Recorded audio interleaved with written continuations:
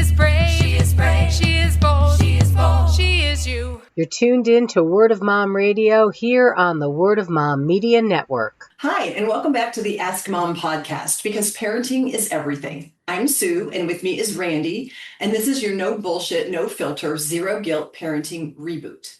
Whether you're deep in the toddler tantrums, navigating tween or teen drama, or somewhere in between, you'll get clarity and actionable tools one episode at a time. Have you ever felt like your child has selective hearing? They can hear every whisper about dessert or juicy gossip, but somehow they miss every rule that you've repeated 17 times. If you're feeling ignored by your kids, negotiated with, or flat out hustled by your kids, you might be unintentionally inviting the very behavior that's pissing you off. And that's being heard, but not listened to. And if this feels familiar, this episode is for you. Today, we're asking a question that calls ourselves out, and that's, is it me who's training my kids to ignore me? Am I for sale at bargain basement prices? Am I letting my child talk me into a better deal than the one I said out loud 5 minutes ago? If your child can plead, whine, or talk you into a maybe or a yes after you've already said no, you might be auctioning off your authority without realizing it. Let's break down how that looks, how it happens, and how to stop it so you aren't stuck feeling invisible in your own home. By the end of this episode, you'll know exactly why your child might be ignoring you, how inconsistency erodes trust, and I'll share a 3-step process to rebuild your credibility starting today. Let's get into what being for sale really means and how that gets your kids to ignore you. Here's a pattern that I see all the time. Inconsistency leads to negotiation, which then leads to Here's a pattern that I see all the time with parents. Inconsistency then leads to negotiation from your kids, which then leads to a credibility crash for you. Let's break down what that looks like, how it shows up in your daily life, and what you guys can do instead. If your rules and expectations shift depending on how you feel or how persistent your kid is with whining and deal making, and that's getting results, then it's safe to say that you're leaking leadership. And when that happens, your kids stop taking you seriously. I see it all the time. When kids are allowed to debate an existing rule, parents negotiate away their authority. And this kind of reminds me of an Aristotle quote that I like, which is, a friend to all is a friend to none. When we are for sale with our kids, it blurs the line between parent and friend, which creates confusion. Kids will stop trusting what we say because they don't know what's real anymore and what we expect of them. I'm actually having a very interesting experience with this right now. My youngest is my son, who's 7.5. And even almost like you don't even know how it happened. All of a sudden, you're kind of realizing that certain rules you had in place, and it just kind of spins out of control. And I think it's easy to say yes to something that kind of seems so minor. And for me, in my experience, it's been that slippery slope. It's usually not a problem if you're saying yes to something right now or for this one time, but it is when it gets to those things that are the slippery slope. And I think YouTube is a great example, right? Today, kids want to watch something on YouTube, and you might say yes to this one video right now in this one moment, and then it becomes, well, maybe just this and this. And that can spin really out of control very quickly. I think social media and YouTube, especially, because you don't know what then the algorithm is going to send your child. And next thing you know, you're like, well, I agreed to this one, but not this one. And the kids are like, but you said I could, kind of thing. Or, a great example as well is, we usually have a rule like no screen time after dinner. And sometimes for whatever reason, dinner is early and it ends early, and it's kind of obnoxiously early. And I just, happen to be on a good schedule that day. So I'm like, yeah, it's a little early. You can have the screen time. And then it's a disaster trying to end the screen time, right? Like a show or watching a TV show or something. And so you're like, you instantly regret that you even said yes to begin with. I'm in this situation now with my son where we're trying to undo a little of that. But I was curious on your thoughts, because sometimes the reason I do say yes is I think to myself, oh, maybe I should say yes to more things. Am I being too controlling? I think a lot of parents feel the same way I do. They might think, I don't want to be too rigid. I don't want to be too harsh. So what do you say to parents who might hear this and associate this with maybe being inflexible or authoritarian even? What would you say to parents who are just wondering, I want to give flexibility, but I don't want to end up in this situation?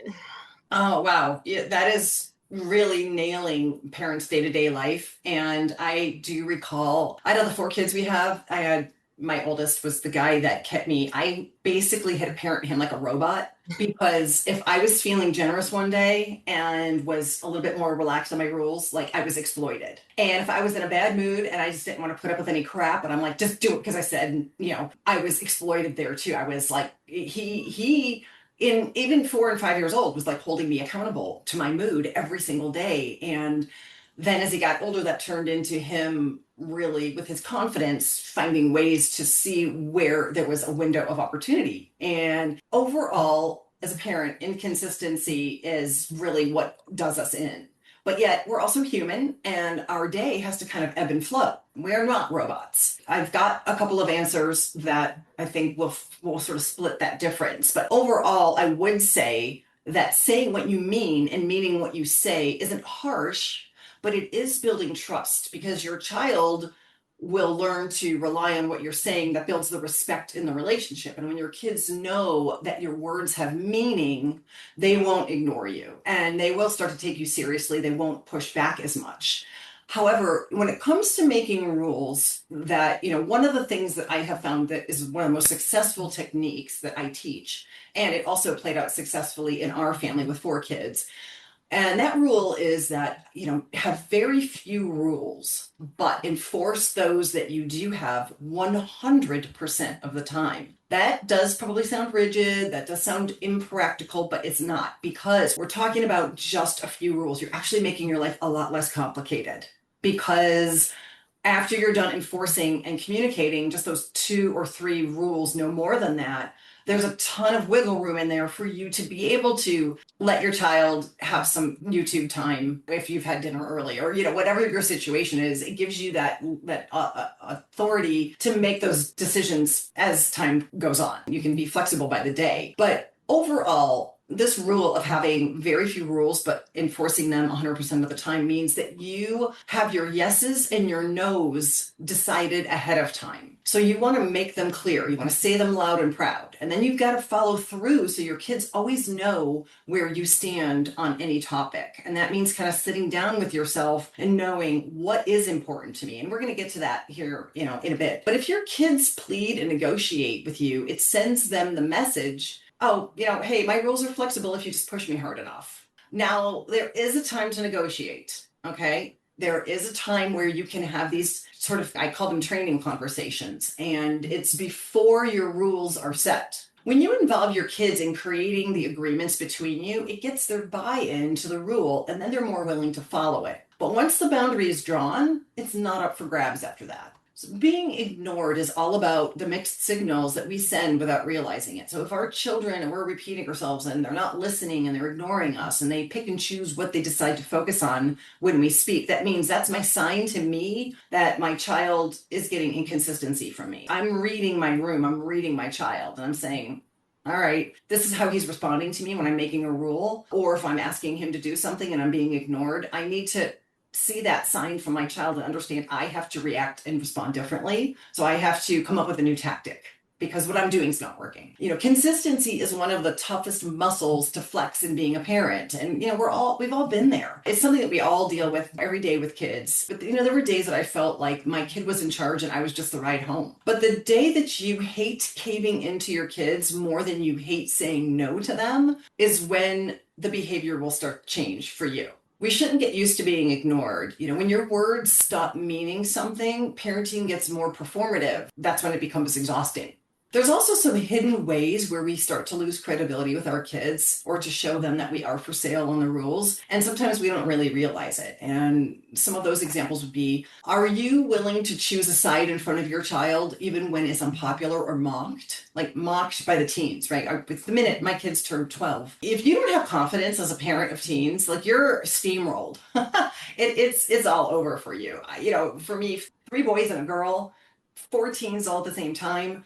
I was like an airline director, okay, you can go here. And I said, no, you'd be home at this time. It was crazy. And if I didn't have confidence in my rules and know what I stood for and know what my yeses and nos were and why, and had them communicated to the kids, nobody would have given me the time of day. They just wouldn't have thought that anything I said mattered. Also, are you willing to stand by your values? Do you have values? What are they? Your kids know what they are. And if you're not standing by your values in front of your kids, they're watching, not just with strangers, but with your own child. They're watching. They're seeing that there's inconsistency there. So in their mind, they're tracking that as an opportunity to negotiate with you and to not listen. And are you able to hold the line with your kids even if they don't understand your why? So sometimes we have answers to the kids that they don't want to hear. And sometimes we don't always feel like explaining it, or maybe it's outside of the realm of what they're able to understand. We don't want you out. The biggest one is anything past midnight or past 11, nothing good happens. Of course, that was a rule I fought all the time with my parents, but by God, you get older and you realize that's damn true. Even though they don't always understand the why, sometimes when you have established that credibility with your kids and that trust, and they take your word for face value, sometimes they might not understand your why, and you might not be able to explain it that phase in life. But the bottom line is you said it, so it needs to be adhered to. Being a parent isn't about being liked in the moment, even though it does feel good to be liked, but it's about being trusted in the long run. So that's why we have to make up the rules, stick with the plan, and have that credibility with our kids. Because if your kid sees you wobble every time there's friction, then they learn your boundaries are optional. And when your boundaries are optional, their boundaries become optional. And that's not what we want in the face of peer pressure. If we're wishy-washy, then they feel like they can blur those lines for themselves. We are role models. They're watching everything, they're hearing everything, even though they seem like they don't care.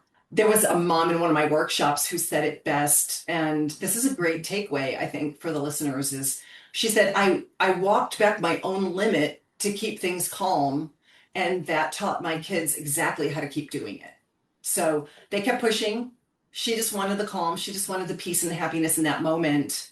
But then that, by default, was teaching the kids that to keep the peace, she's for sale. She's going to walk back what she said. And if I just keep pushing, I'm going to win something here. Yeah, definitely. I've definitely been there as well. And that's a lot of times when I do say yes, when normally it's no, it's exactly that. It's just to keep the peace. So I definitely feel that. And I think a lot of people listening will probably understand that as well. I really liked how you said with the values, you mentioned standing by your values, even if it creates tension. What I have done, and I think it kind of helps too, is sometimes just calling it out, especially when kids are comparing you or your family to what we do versus what these other kids do. And sometimes I just call it out, especially with my oldest. She's almost 11. So I said, sometimes it's just a difference in values. We value XYZ. Your friends might value XYZ. And I think that helps for those situations.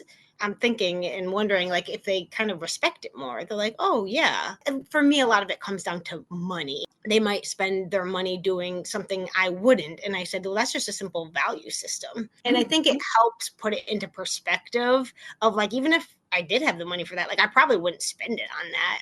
And I think it sort of teaches kids your rules and values kind of at the same time. And I found that to be pretty helpful as well. That's a great point. That's a beautiful way to explain why you've made a rule. And yes, values are important, but when we take the time to explain that and we give them that why, but we also stand for something and we show something is important to us, they then are free to create what's important to them. And they're learning from us. They're learning that we stand for something. They're learning that we're not looking, our confidence is in the culture that we've created in our home and the rules and value system that we've created among each other. And we're not willing to deviate from that. And I think that's an important lesson for the kids to see every day. That value system is what carries us and helps us stay on our path. And they'll also do the same when faced with those types of challenges. If you found yourself giving in and you want to repair your credibility after you've already caved, let's talk about some ways that can move us back into credibility with our kids so they start believing in us and stop ignoring us. So for parents who feel like they've been too lenient up to this point, or they feel like it's even a little too late, I've already messed up, or they're struggling to be consistent with their kids, what is your advice to them if they want to stop negotiating now and start establishing better rules and boundaries? I think I could answer that with an example of one of the moms that I've worked with. She had a teenager, and of course, a lot of having rules and standing by what we believe in and all of that reinforcement really comes to light with preteens and teens. So if we don't have that locked down in the early years and the credibility is lost, we have to find a way to grab that back, especially before they become full-blown teenagers. So we all know that, right? An example kind of comes to mind where a mom, her teen was told the rule was you can't go to concerts during the school week. And so, the mom heard her daughter say, Mom, all my friends are going to XYZ concert tonight and I really want to go. And the mom came back with, no, no concerts during the week, remember? And the teen came back and said, but mom, all my friends are going. I'll get all my work done early and I have a ride there and back. And she started to come up with all the reasons why she should be able to go. And the mom again says, no. Then the teen pulls out her emotional guilt and any effort she can get to. The mom again repeats her no. Then the teen pulls out all the stops and pulls out the guilt. And she says, I'm the only one of my friends not going. And I'll be up for school on time in the morning. And she's coming up with all these reasons why she should be able to go after the mom has now said no twice. And this objection, finally, the guilt, that works. So the mom now starts to say, okay, you can go to the concert during the middle of the week, but you can't go anywhere after. You have to come right home. So the mom opened the door to negotiation and the daughter used some emotional tugs. I'm the only one. In other words, all the other moms have said yes, and I'm the only one that can't go. So a parent who's leading sticks to the few rules that they've created 100% of the time and doesn't care about outside approval. This is where the confidence comes in. Other moms, other kids, neighbors, whoever it is, when you have a rule, it's stuck to and it's not deviated from, because I am not going to show my kids that this type of negotiation works with me because I don't want more of it, right? The more I let them try to push me and push my boundaries, the more I'm going to get pushback. And then I can't later wonder why I'm getting pushback and why I'm not being listened to, right? It starts from the very beginning. My behavior, they're reacting to me.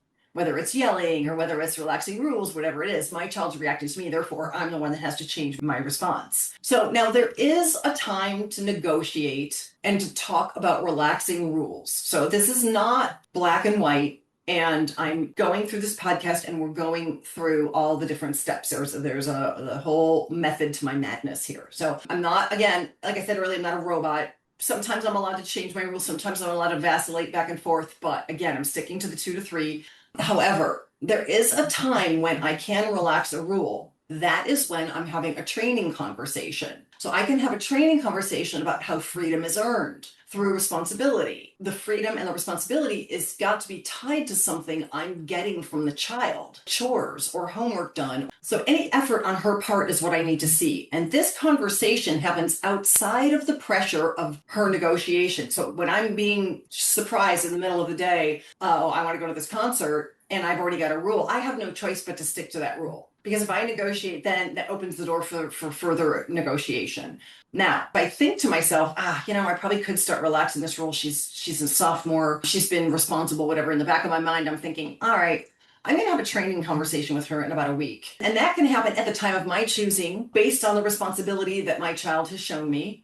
And any relaxing of a rule that you both agree on can occur at the next request. So for now, you're sticking to the rule and not validating the emotional guilt trips, and that, today remains a solid no. However, with teens especially, in the back of my mind, I can remember, all right, I think it's time to relax, or we're sticking to this for this week. But in about a week, we're going to sit down and have a conversation about how, hey, I've seen that you're getting up on time. I've seen that you've got a job. You're managing a lot of different things. I've seen how hard you work to help me out around the house.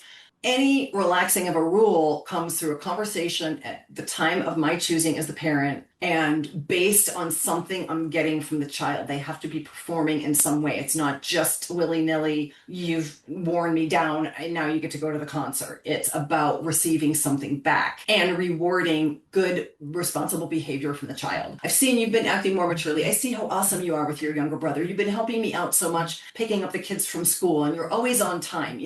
I'm sorry we couldn't make it work for the concert last week, but moving forward, we can talk about if there's a big concert going on in the middle of the week. I think you've shown me how you've been able to handle X, Y, and Z. So I'm tying it to performance from the child. And it's handled at the time of my choosing when I decide that she's earned more freedom. She has to earn that. So there is a time to negotiate. But up until then, my 2 to 3 real rules stay enforced. And this is how I get credibility, build trust, have my authority not wiped out. And this is how we go forward through the teen years of having my kids listen. My mom means it when she says it, right? So if your no can be bought from your child, your authority has already been sold. And that's sending mixed signals, and you'll be exploited for that. I have a personal story with one of my kids when they were in high school. This whole philosophy that we're talking about, this whole technique, works in an interesting way. And there's a plot twist to the way that this works as to what I'm talking about. I had a rule, no concerts in the middle of the week. And in this particular instance, one of my kids was invited. He was in the lunchroom, and all the kids were bantering back and forth. They were all going to this concert, this rapper. And my kid did not want to go with these friends, and he didn't want to go to the concert, but he didn't want to say no. However, my child knew, you just don't, it's not happening if you're going to call me and ask me. I'm not breaking down. They knew they could count on me for my rules. So he called me on a speakerphone at lunch. Hey mom, I'm here with blah, blah, blah. And I knew that he knew there was no way that, go ahead and try to sell me on this, but it's not happening. And this. Turns out he knew with confidence that my answer would be no. He didn't want to go. He didn't want to hang out with these people, but he didn't really have the courage in that moment at that stage to say, screw you, I don't want to go. So he thought it would be great to call me, but he had 100% assurance, confidence that when he called me, I was going to publicly on speakerphone shoot it down. And you can call me a bitch all day. My mom's such a bitch. Great. Sell me out. Sell me under the bus. I don't care what you have to do, but rules are rules. And again, I'm only picking a couple and I'm not deviating. So it's funny how when your kids can depend on you in that way, it's funny how that sort of transpires.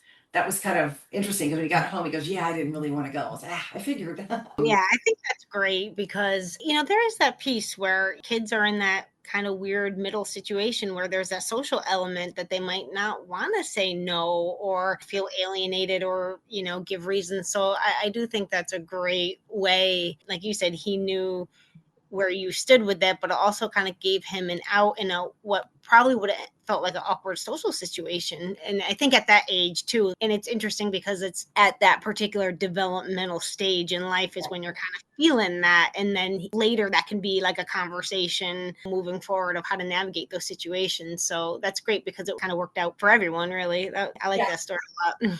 Yeah, well, I never really could have predicted that that's how that would have been used, but I thought it was interesting. I was like, what? I was so suspicious when he called me. I'm like, what? Why is he doing this? And I was like, well, the answer is no, bro. Like, what are we doing right now? And like I said, I've always told the kids they can use me as an excuse, as a scapegoat. I don't give a crap what your friends think of me. Whatever it takes for you to get gracefully out of a situation, especially as a teenager when, like you said, things are awkward. Sell me out all day long. I don't care. If you're finding that you have relaxed your rules, it has come to pass that you're not being listened to and that you're looking for some help rebuilding your credibility today, what can we do today? So first, I would say understand that your inconsistency is confusing and leading you not to be taken seriously. So those mixed signals do create the very behavior that's pissing you off. So first, own that. First, say, yep, it's, hi, my name's Sue and I'm being inconsistent and it's causing my kids to ignore me. And then second, I've said this the entire podcast, but it is such an effective tool, is that to decide what rules are most important to you and just pick 2 to 3, no more, 2 to 3. Once you have those established, you then, at a quiet time, not during the heat of an argument, not when anyone's asking you for anything, you have a family meeting or a little conversation with your child about your top rules, why those rules have been selected, why they matter to you. And then you get an agreement and understanding from your kids. So my rules are you'll be home at midnight, you're doing XYZ chores, and you're getting all your homework done by 8 o'clock. I don't know, whatever your rules are in your home, those are going to be changing. And you know what? If you want to change them every 2 weeks, that's up to you. Just select them. Don't go over 2 or 3. Communicate them. Get your kids buy-in. That means I'm going to have a conversation with you at the kitchen table over some tea, coffee, whatever. I'm looking for the head nod. Yep. I get that I have to be home by midnight. Yep. We get buy-in. If they want to negotiate with that, That's the time where I'm allowing discussion and training. And if my kid wants to come back, when they get a little older, no, I want to be home at 2. Okay, I understand how you would feel that way. Of course you want to come home at 2. But you know what? Show me that you can come home at 11:30 first, and then we'll move to midnight. So it is a negotiation, but I hear you. We're having an agreement. We're establishing a conversation. And when I say, how about show me you can get home at 11:30 for 3 weeks, and then we'll move on. And again, I'm getting responses from my kids. I'm getting something back. It's not just me giving in. It's a mutual agreement. It's a partnership. You get the head nod. They agree. Okay, I understand your 2 to 3 rules. And dirty secret, you can use this. This is like PhD level tricks. When you work like this, you have the 2 to 3, you communicate it, you get your buy-in up front. One of the things that I used when the kids got older, which is so effective in this topic, is that, I tell the kids, hey, I only have 2 to 3 rules. That's it. And here's what they are. First of all, that's not burdensome for the kids. So they're going to be apt to sort of stick with it, especially if you're getting buy-in and agreement. However, sometimes there were times where the kids would come back and they would argue with me about something, or someone else was able to do something else or whatever. I'm like, hey guys, remember, I don't have but just a couple of rules. Your friends are being burdened with all this minutia of rules. And you're going to see other teen parents are just really drilling down and controlling. And I said, I'm giving you so much freedom. We only have 2 rules. I don't ask a lot of you. That was like such a huge statement. I don't ask a lot of you. You have a lot more freedom than your friends. So that's programming. And we'll get to that in a whole nother podcast. But you have so much more freedom. I'm not kidding you. Times 4 kids. Every single time I use that line, I got, yep, yeah, you're right. So now I'm part of the team. But yet we're circling back and still sticking to my 11:30 curfew. So it's amazing how that works. Here's what to remember if you're letting your child negotiate a boundary that was already set. They're learning how to outlast you and not respect you. When you hold the line, it gives your kids room to grow, not room to roam, right? They're not just completely getting unlimited freedom, especially with tweens and teens. They can be in charge of the how, but you are always in charge of the if. So freedom is earned through responsibility. Their freedom is always tied to responsible behavior from their end. So if you find yourself arguing through every decision with your kids and being ignored, it's probably because your rules are inconsistent and your boundaries have been blurred. So let's wrap up today's podcast with a repeatable action plan. Number 1, as you guys can probably guess, write down your top 2 to 3 non-negotiables. That's number 1. Number 2, have a calm conversation with your kid. Get clarity and buy-in on their understanding. You're looking for the head nod. You're looking for the agreement and the understanding. And then number 3, follow through 100% of the time. That is how you go from being for sale to being followed.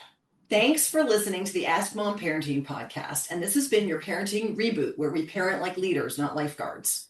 So if you liked what we had to say today and you want more strategies that actually work when you're tired and you're on your last nerve, join me in my free Facebook group, Yell Free Parenting for Exhausted Moms. Or you can get weekly no BS parenting tips from my newsletter at askmomparenting.com. She is sure. She is sure. She is strong. She is strong. She is true. She is true.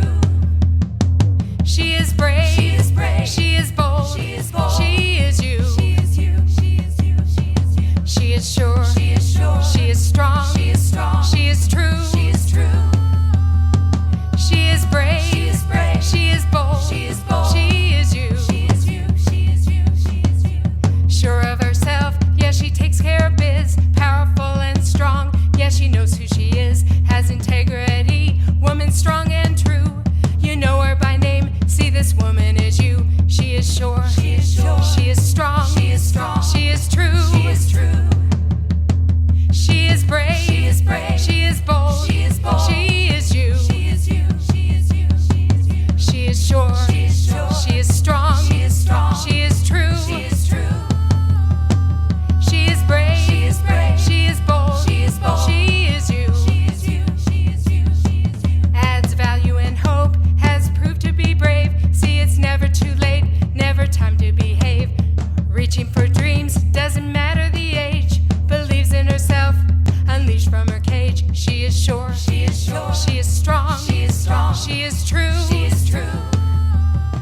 She is brave, she is brave. She is bold, she is bold. She is you, she is you. She is you, she is you. She is sure, she